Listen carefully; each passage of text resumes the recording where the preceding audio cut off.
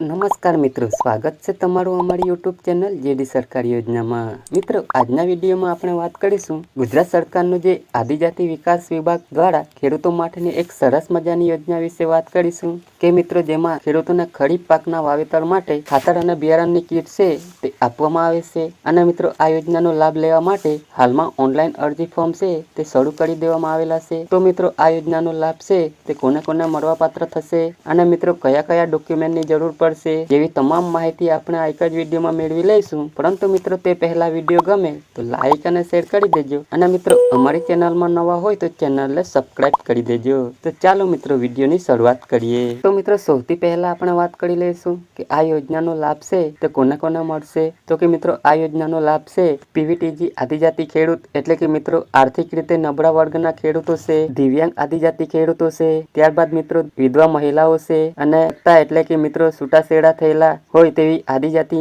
મહિલાઓ છે અને નાના અને સીમાંત આદિજાતિના જે ખેડૂતો છે એટલે કે મિત્રો ઓછી જમીન ધરાવતા આદિજાતિના જે ખેડૂતો છે તે આ યોજનાનો લાભ છે તે મેળવી શકશે। વાત કરી લઈએ મિત્રો આ યોજનાનું અમલીકરણ છે તે કયા કયા જિલ્લાઓમાં કરવામાં આવ્યું છે। તો કે મિત્રો બનાસકાંઠા, અરવલ્લી, સાબરકાંઠા, મહીસાગર, પંચમહાલ, દાહોદ, છોટાઉદેપુર, નર્મદા, ભરૂચ, સુરત, નવસારી, તાપી, વલસાડ અને ડાંગ મિત્રો આ 14 જિલ્લાના ખેડૂતો છે તે આ યોજનાનો લાભ છે તે મેળવી શકે છે। મિત્રો વાત કરી લઈએ સહાય વિશે કે આ યોજના અંતર્ગત ખેડૂત મિત્રોને મગફળી, સોયાબીન, જુવાર, તુવેર, ડાંગર વગેરે બિયારણમાંથી કોઈ એક બિયારણ આપવામાં આવે છે। પરંતુ મિત્રો હાલમાં ખરીફ ઋતુ માટે સોયાબીન બિયારણ છે તે આપવામાં આવશે અને મિત્રો તેની સાથે એક થેલી પ્રોમ ખાતર અને એક થેલી ડીએપી અથવા તો એએસપી અને 500 મિલીની એક બોટલ નેનો યુરિયા છે એમ મિત્રો આટલી કીટ છે તે આ યોજના અંતર્ગત આપવામાં આવશે। વાત કરી લઈએ મિત્રો અરજી ફોર્મ વિશે તો કે મિત્રો આ યોજનાનો લાભ મેળવવા માટે અરજદારે